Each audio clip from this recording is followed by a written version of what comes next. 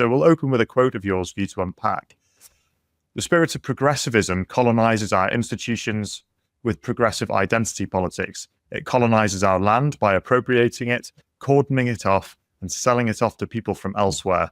And it colonizes our minds with consumerism so that we do not notice or do not care. Yeah. I mean, it's quite a mouthful, that one. It's like, well done for sort of saying it all right. Yeah, I recall that's from the chapter about progressive capitalism.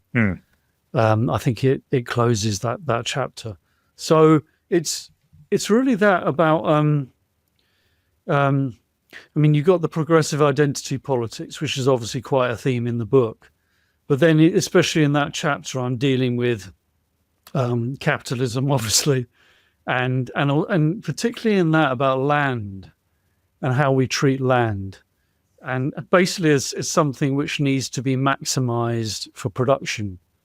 Now that's in a sort of a capitalistic, if you like, liberal form of progressivism, where progress comes from continual increases in production, GDP. And when I talk about handing the land away, sort of parceling it up and then selling it off to people from elsewhere, that's referring to mass immigration and how this sort of process of maximizing the production of land, effectively what our rulers do, and a lot of the business lobbies do, is they fight relentlessly to increase the population, so they've got more choice of workers, also more consumers within the country, and this has the effect of boosting GDP, boosting production, profits, all the rest of it. And the flip side of that is of course that it's crowding up the country, and also bringing in lots of influences from outside, which many people find sometimes difficult and disturbing to deal with. Also increases, obviously, the competition over land. So land and property, housing becomes a lot more expensive. So really, that's what I was driving at. But you mentioned in your talk there about what the different sides have in common. Now, I wanted actually you to clarify that there. You're talking about the progressive identity politics. You mentioned decolonisation. Yes. And then this other maximizing, the productivity, as it were, like cramming as many people onto this island as possible. So, I mean, is that correct? Sorry.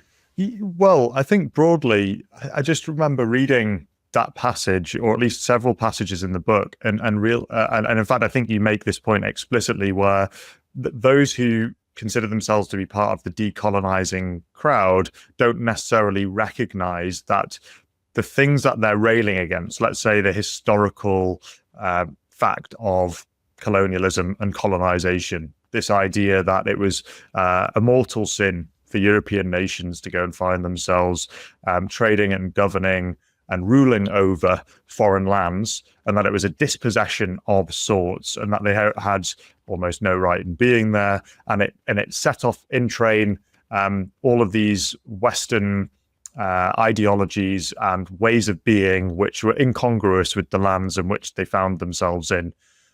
Whereas I think the point you make in your book about the decolonizers is that they end up colonizing wherever it is that they are in the world. So whether it's in academia with their ideas, whether it's as you've just mentioned, that their ideas then become in practical reality, where it might actually be the inviting in of large diasporas of people who then end up continuing on a set of cultural practices which are not historically aligned with the place that they're in. And so I suppose, when did you become aware of those similarities? Were there things that started to click into place in your mind where you go, oh, hang on, what they're accusing people of, they're actually guilty of, but in another way? Yeah, definitely. And I mean, you basically made my argument there. So thanks very much for that. I do sometimes forget. But yeah, very much so. In terms of, I mean, if you look at the history of European colonization, and let's take just British colonization, so, say of Africa, there was in the 19th century a lot of talk of the three C's. So you're talking about civilization, commerce, and Christianity. So we're going to bring those things to Africa, the dark continent, and we're going to civilize them, get rid of the oppressive cultural practices they had, get rid of the slave trade, of course, which doesn't fit in the decolonizer story. So behind it, there was a lot of talk of actually improving that place where they were, colonizing and going to and actually fighting wars and all the rest of it. And I mean, I think it's quite obvious when you put it in that framework that it's very similar to what decolonizers, if you like, or this is really what the progressive identity politics, what I call the industrial complex around it. What they're saying they're trying to do is remove oppressive practices, from say this country, other Western countries, and they're also very much against, of course, nativism. They don't like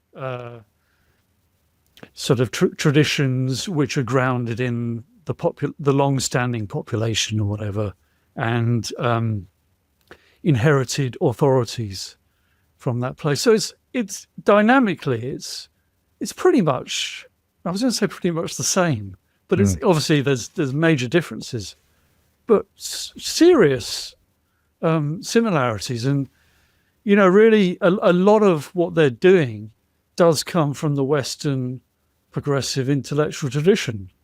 I mean, you might say especially Marxism, but there are major continuities. I think I'd like to think it's obvious from what I've said with the more general liberal progressivism, if you like. So that's basically it was really doing a lot of reading around, just out of interest about historical, the imperial time, and just noticing those things.